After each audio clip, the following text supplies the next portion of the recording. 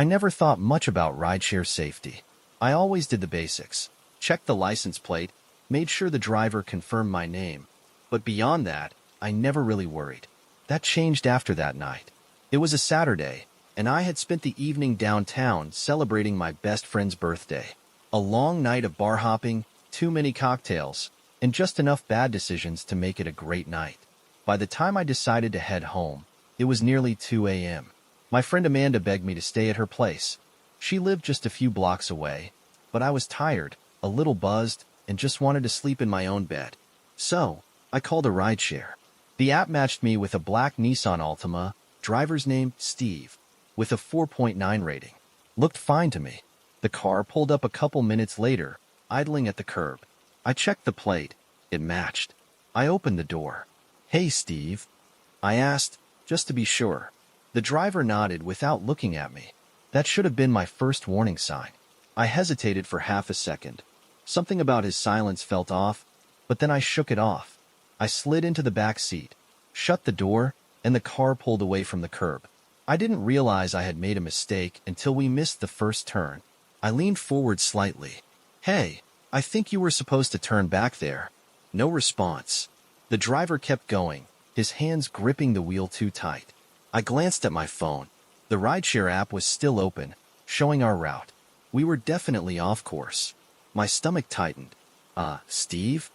I tried again, my voice a little unsteady. Still nothing. I sat back in my seat, my heart starting to pound. The inside of the car felt too quiet. No music, no talking, just the low hum of the engine. I tapped the emergency button on the app. Nothing happened. No error message. No confirmation. Just a frozen screen. That's when I saw it. The dashboard screen, the one that usually displayed the GPS, was completely blank. No map, no directions, just a black screen. The realization hit me like a brick. This wasn't Steve's car. I wasn't in a rideshare. I slowly moved my hand toward the door handle, praying the child locks weren't on. Click. Locked. A cold sweat broke out down my back. "Hey, I think there's been a mistake," I said, forcing my voice to stay calm. "You can just let me out here." The driver finally spoke. "You don't want to do that." His voice was low, even, like he wasn't threatening me, like he was just stating a fact. I stared at the back of his head. His grip on the steering wheel was too tight, his knuckles white. He wasn't nervous. He was focused, like this was something he had done before.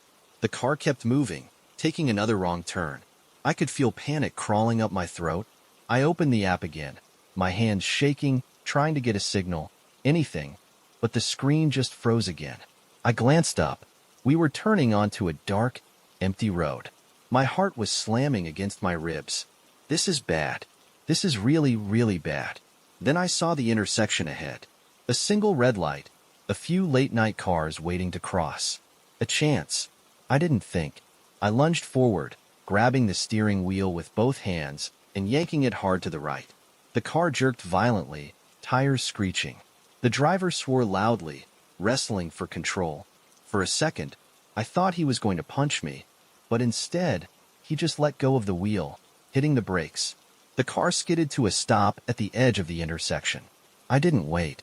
I threw my weight against the door, reaching down to unlock it manually. The driver lunged at me, grabbing my arm. His grip was bruising, his fingers like a vice around my wrist. I screamed, kicking out with everything I had. My heel connected with his shoulder, and he let go just enough. I wrenched free, shoving the door open and tumbling out onto the pavement. A horn blared as I scrambled to my feet, stumbling toward the nearest car.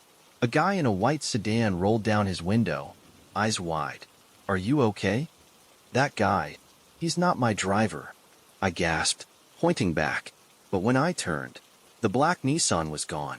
Just gone, like he had never been there. I called the police right away, but without a plate number, they said there wasn't much they could do. The rideshare app? No record of my trip, like it never happened.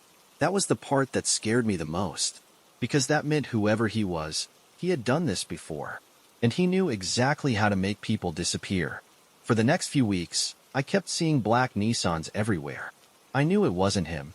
It couldn't be, but every time I saw one parked near my apartment, My stomach dropped. Then, 2 weeks later, I got a text. Unknown number. You were smart. Most aren't. I felt like my lungs had stopped working. A second text followed. Unknown number. But you looked so pretty that night. Hope you're still being careful. I stared at the screen, my hands shaking. I blocked the number, changed my phone, moved to a new apartment.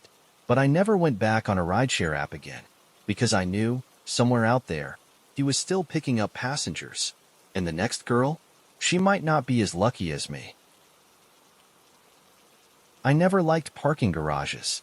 There's something about them that always put me on edge. The dim lighting, the way footsteps echo off the concrete, the feeling of being watched even when no one is there. But that night, I didn't have a choice. I had met Jason on a dating app about a month earlier. He was charming in that effortless, natural way, someone who knew how to hold a conversation without trying too hard. We texted for a few weeks before he finally asked me out for dinner. I was hesitant at first. I had been on enough bad dates to know that the guy you text isn't always the guy you meet in person, but Jason seemed normal. Too normal. Maybe that should have been my first warning sign. We decided on Bellamy's, a trendy new steakhouse that had just opened downtown. Fancy enough to feel special, but not so formal that it felt like too much. Jason offered to pick me up, but I declined. I liked having my own way out. That decision probably saved my life. When I arrived, Jason was already waiting at the bar. He looked just like his photos, tall, dark-haired, clean-shaven, dressed in a button-down and expensive-looking shoes. "Wow," he said when he saw me. "You look even better in person."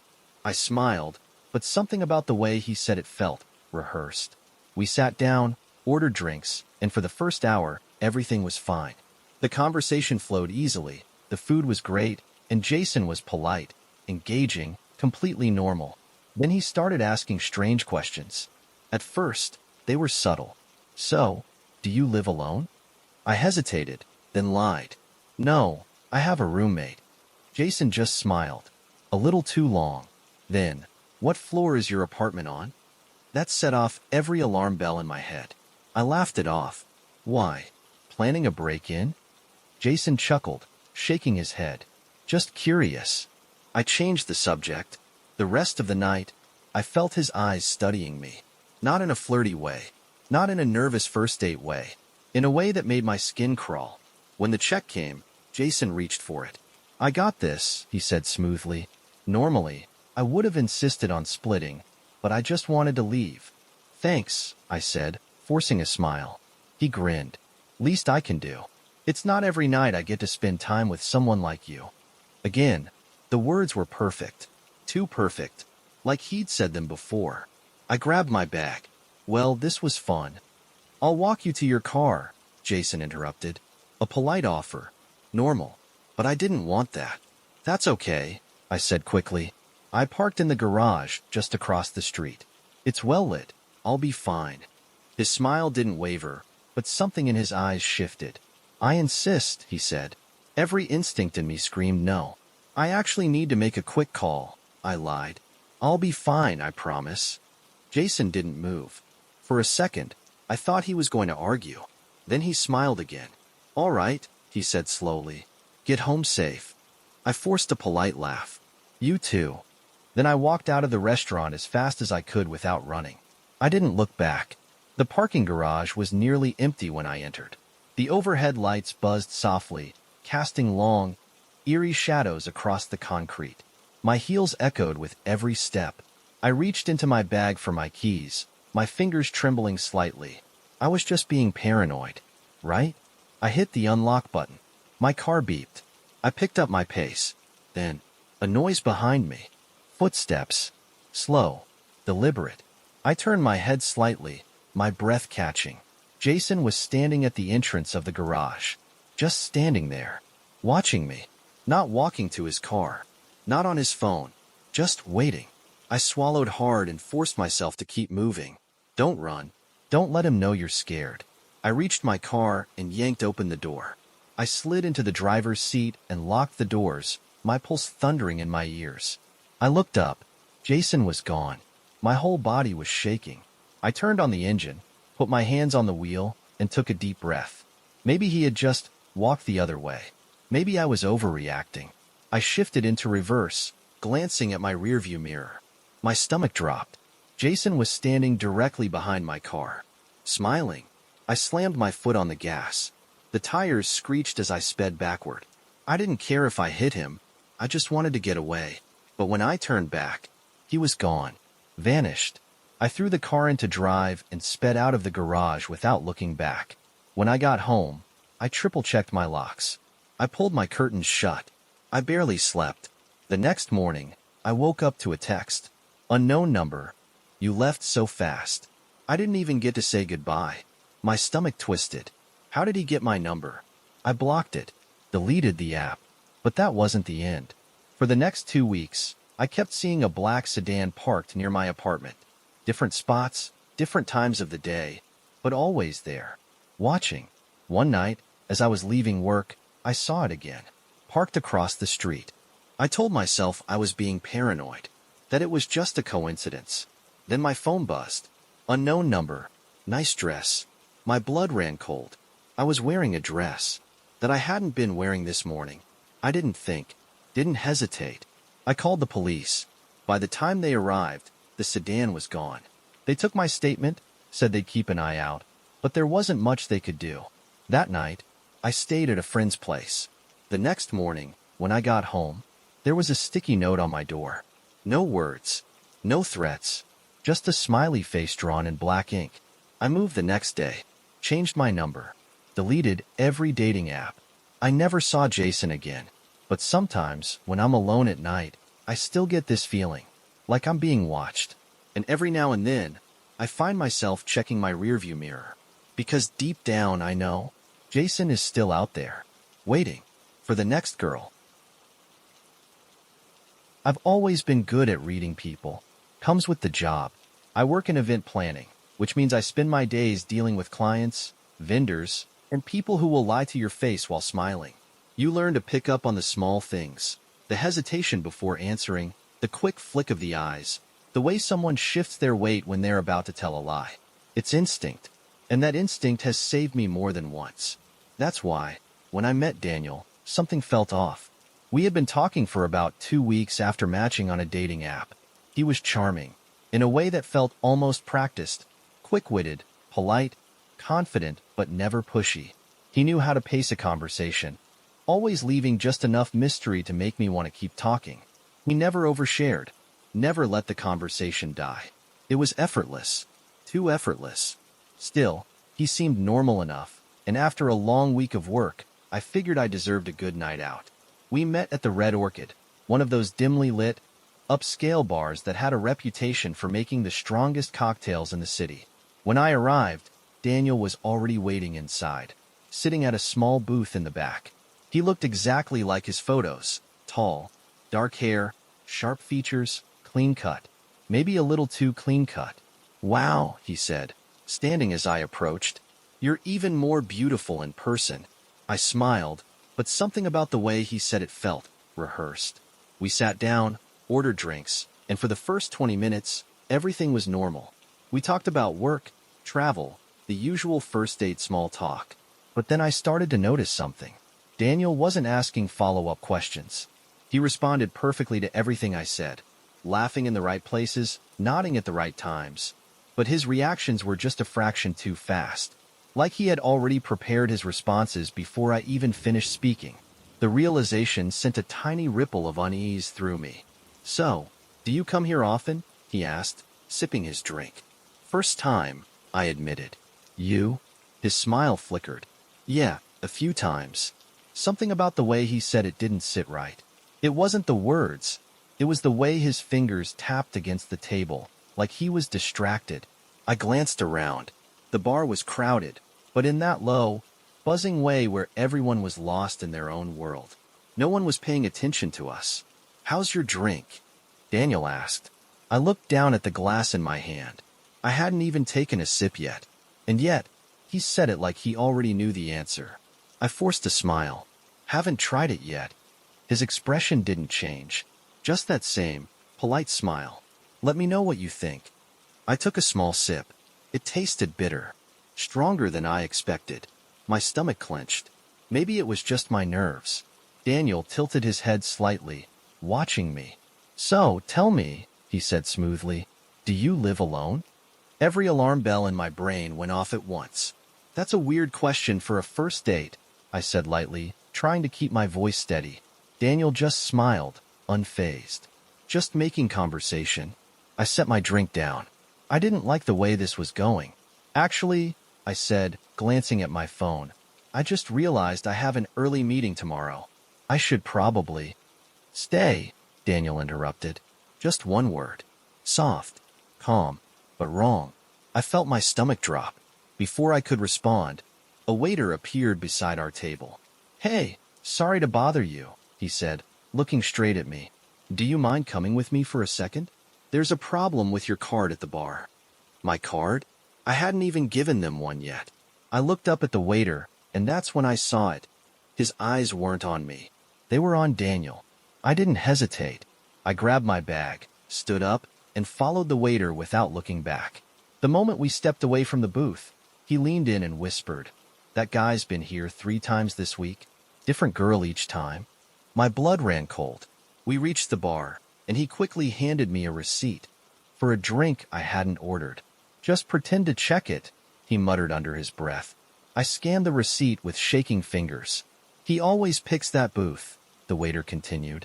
"Always orders the same drink. But no one ever sees the girls leave with him. They just disappear." I turned my head, just slightly. Daniel was watching me. He was still sitting at the booth, his expression calm, but there was something new in his eyes now. Something cold. He knew. The waiter grabbed a notepad and scribbled something down before quickly sliding it to me. "Go out the back. Don't let him follow you." I nodded, swallowing the lump in my throat. I forced a polite smile, pretending to be deep in conversation, and slowly started backing toward the exit.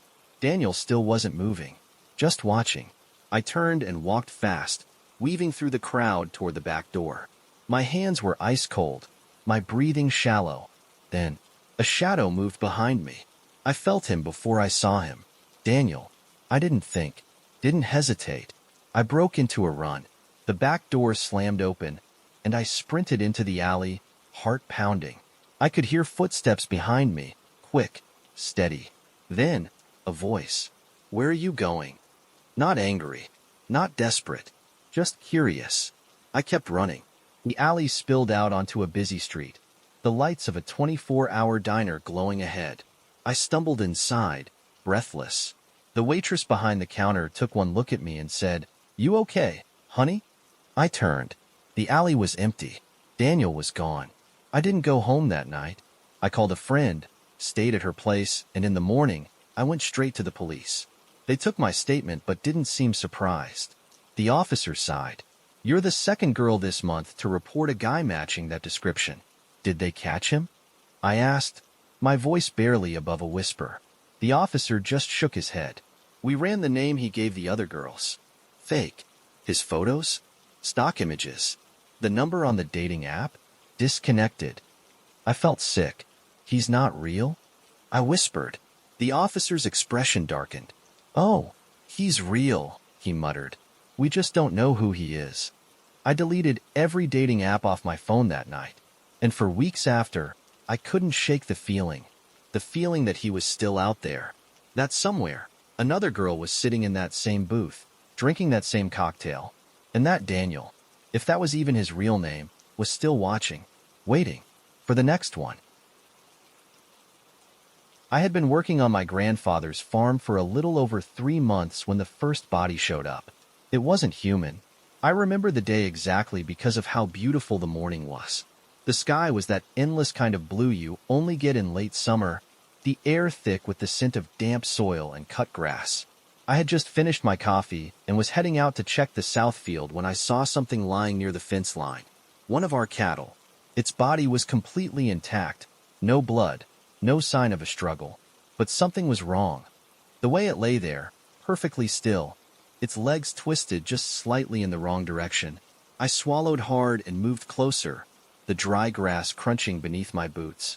Then I saw its eyes, wide open, staring, not just with the dull vacancy of death, but with something else, something frozen in them. as if it had seen something just before it died. Something it couldn't comprehend. I nudged it with my boot. Stiff. The body was fresh, no more than a few hours old. I turned to check the fence, half expecting to see it had gotten caught in the wire, or that some predator had dragged it here. But there was nothing. No footprints, no broken posts. Just an empty stretch of land leading straight to the woods. A breeze moved through the field, sending a shiver down my spine. I had no explanation for it. When I told my grandfather, he barely reacted. "Another one," he muttered, lighting up a cigarette. I frowned. "Another one? How many?" I asked. He took a long drag before exhaling through his nose. "3, now. Always the same. No wounds, no blood. Why didn't you tell me?" He glanced out toward the field, his face unreadable. "Ain't nothing to do about it." That answer didn't sit right with me. That night, I sat on the porch, watching the fields. The farm was too quiet. Normally, you'd hear crickets, the occasional rustle of movement from the animals. But the air felt still, like the land was waiting for something. At some point, I must have dozed off because I woke up to the sound of breathing. Not mine. Deep, slow, just beyond the porch steps. I didn't move, didn't blink, just listened. It was so close, I could feel it, a presence heavy in the air. My heart pounded against my ribs. Slowly, I reached for the flashlight sitting on the porch railing. I clicked it on. The beam cut through the darkness. Nothing, just the empty yard stretching out into the fields. But then, at the edge of the fence, just before the woods, something moved. I barely caught a glimpse. A shape, tall and thin, just standing there, watching. Then it was gone. I didn't sleep after that. The next morning, I told my grandfather what I saw. He didn't seem surprised. "I told you not to go looking," he said. "What the hell is going on?" I demanded. He sighed, rubbing his temple like he was tired of keeping some long-buried secret. "Something's out there," he said finally. "Been here longer than us. Longer than the farm. My father used to talk about it, and his father before him." I stared at him. "That's it? That's all you're gonna say?" "What else is there to say?" he muttered. "You saw it. You felt it. It don't want us here." That night, I stayed up. I positioned myself by the barn with a shotgun across my lap, staring out at the woods. The air was thick with something I couldn't name. Not quite fear, more like a deep, humming dread. Then, around 2 a.m., I heard it. The sound of footsteps. Not approaching, not running, just circling. Something was out there, moving just beyond the tree line, pacing back and forth like it was waiting. I swallowed hard, gripping the gun tighter. The night stretched on. The sound didn't stop. And then, a voice. Low, hollow, right at the edge of hearing. "I see you." My breath caught. It wasn't a whisper. It wasn't an echo. It was inside my head. I bolted, ran straight back to the house, locking the doors, the windows, everything. I didn't wake my grandfather. I didn't even bother explaining. I sat in my room, heart hammering, trying to convince myself I had imagined it. But then my phone buzzed. One new message. No caller ID. I stared at it for a long time before opening it. There was no text. Just a photo. A picture of me, sitting in the barn. I hadn't taken it. I didn't sleep at all that night. By morning, I had already made up my mind. I packed my bags. I told my grandfather I was leaving. He just nodded, like he already knew, like he'd been waiting for it. Before I got in my truck, he handed me something. A folded, yellowed newspaper clipping. I opened it. The headline made my stomach drop. Family found dead on farmland. No signs of struggle. The date was nearly a century old. And the photo beneath it, I recognized the land. Our farm. But there was something else. Something in the background, just at the edge of the woods. A figure. Tall. Thin. Watching. Waiting. I never went back. Some nights, though, when the wind is just right, when the night is too quiet, I still hear it. The slow, deliberate sound of footsteps circling my house. Waiting. And I know, deep down, it's still watching me. Thank you for watching. Consider subscribing.